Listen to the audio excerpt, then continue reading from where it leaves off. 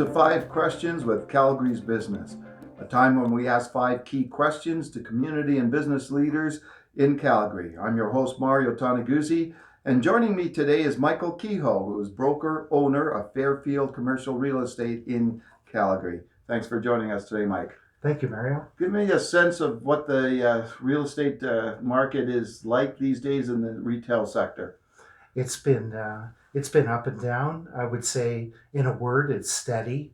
I would say that we could term it as business as unusual, and we're all aware of the challenges in the marketplace with low consumer confidence, low entrepreneurial confidence, high business taxes. There are challenges, but I'm feeling that the business community in Calgary is just taking the attitude now to get on with things. And Calgary is a very resilient city, and I think with the support of our citizens and some actions by the civic leaders, we could be on track very soon. A lot of stores have been closing over the last couple of years in the retail sector, leading people to talk about the retail apocalypse out there. Is that an exaggerated term? Yeah, the term retail apocalypse is highly overstated. Retail is always changing. It's in a constant state of reinvention. Stores come and go, restaurants come and go. It just seems more pronounced right now. But I would say that the retail market and the food service market in Calgary is very resilient. Shopping centers, street retail, all the different venues are always reinventing themselves, and the building owners are always taking steps to keep their tenant mix fresh, bring in new concepts, and keep their properties attractive to consumers. Tell me a little bit about, you talked about change. Obviously, the e-commerce industry has been huge in the retail sector. What do bricks and mortar stores have to do to adapt and to survive in these times? Well, the foundation of any retail strategy is a bricks and mortar store. What we're finding is that retailers and food service tenants are combining their bricks and clicks, with omni-channel marketing strategies that seem to be working well.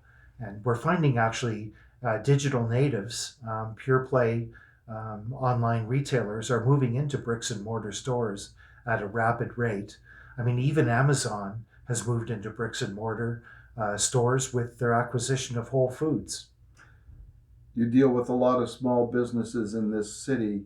When you're looking at some of the challenges that they're facing, whether it's property taxes, whether it's rising costs of operating, whether it's labor costs, etc., how does a small business survive these days?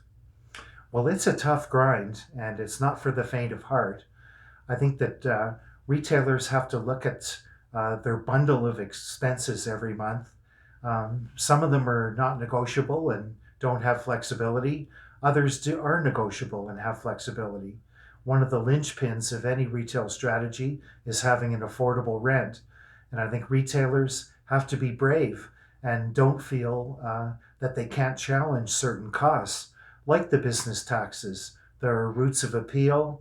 You can always go to the city and have a strategy to appeal your taxes. With respect to rents, I think that retailer and food service tenants shouldn't be shy about talking to their landlords about their rents. Possibility of renegotiation. Rent is always a function of sales. And if the sales aren't there, then it gets tough to pay the rent.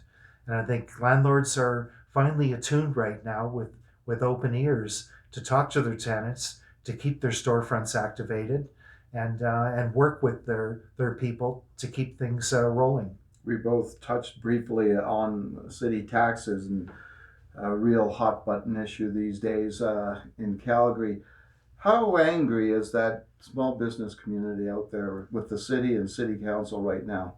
There is a lot of anger in Calgary in the business community, as we saw at the recent protest rally at City Hall a couple of weeks ago. There were hundreds of people there, and citizens are concerned that that the city council and the civic leadership, they're nice individuals, they're wonderful people, and they're well-meaning, but collectively, it appears that they're dysfunctional, they're misguided with respect to financial issues, and they're detached from the actual reality of what business people and the ordinary citizens of Calgary are facing. And I think that they have to work hard right now to make things right and get people on side with the right strategies, the right tax structures, whatever those are. I'm not an expert in that area, but there are steps that have to be taken. There is a lot of anger. Um, I've heard one analogy that the civic leaders are like the Boeing of civic leadership, and that the Calgary economy that once was high flying has become like the 737 MAX of civic economies, just through the mishandling of certain things that have destroyed entrepreneurial confidence, and it affects consumer confidence as well. And we're seeing it on the street with businesses closing and just walking away. It's really unfortunate, and I'm hopeful that with the right people and the right strategies, that we can turn this thing around.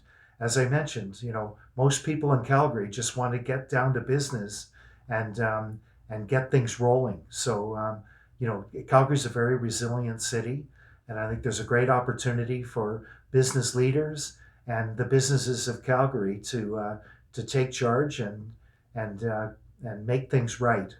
Okay, thank you, Michael, for joining us today. Thank you, Meryl. That was 5 Questions with Calgary's Business. I'm your host, Mario Tanaguzzi. Thanks for joining us today.